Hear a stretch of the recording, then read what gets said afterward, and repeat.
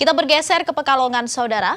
Palang Merah Indonesia PMI Kabupaten Pekalongan, Jawa Tengah melakukan simulasi mandiri evakuasi apabila terjadi gempa bumi kepada puluhan sukarelawan. Nantinya, para sukarelawan akan mensosialisasikan materi sosialisasi evakuasi saat gempa bumi kepada masyarakat.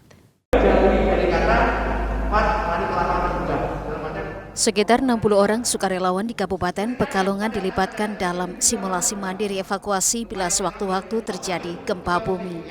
Dalam simulasi ini melibatkan sukarelawan Korps Sukarela dari beberapa universitas yang ada di Pekalongan. Simulasi seolah-olah adanya gempa bumi pada gedung bertingkat ketika sedang ada acara rapat. Pelatih memberikan materi apa yang dilakukan ketika terjadi gempa bumi dengan berlindung di bawah meja maupun kursi untuk menghindari benda jatuh dari atas. Pelatih juga memberikan materi simulasi agar sukarelawan tidak panik saat terjadi gempa bumi sehingga bisa menolong orang lain. Dengan simulasi tadi, nanti kita bisa mendapatkan sebuah ilmu bagaimana tata caranya apabila kita mendapati jika terjadi bencana gempa bumi, baik itu di gedung maupun di rumah. Jadi dengan simulasi yang tadi kita bisa tahu apa yang harus kita lakukan, dan nantinya kami juga akan melaksanakan sosialisasi kepada masyarakat sehingga pada masyarakat sendiri bisa tahu apa yang harus dilakukan dan tidak panik.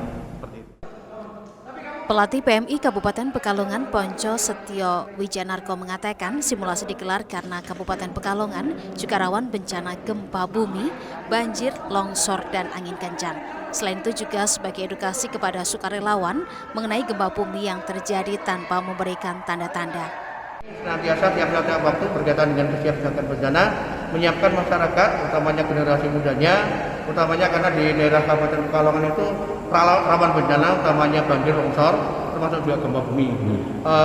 Sehingga kami tiap waktu untuk memberdayakan mereka, untuk mengingatkan masyarakat biar siap sedia berkaitan kalau ada bencana dan sebagainya.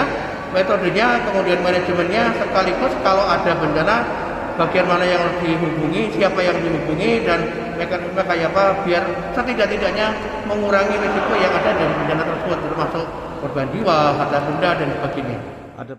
Diharapkan dengan adanya simulasi, para sukarelawan bisa tahu apa yang harus dilakukan ketika ada gempa bumi, serta bisa mengedukasi ke masyarakat dengan melakukan sosialisasi tentang penyelamatan mandiri saat terjadi gempa bumi.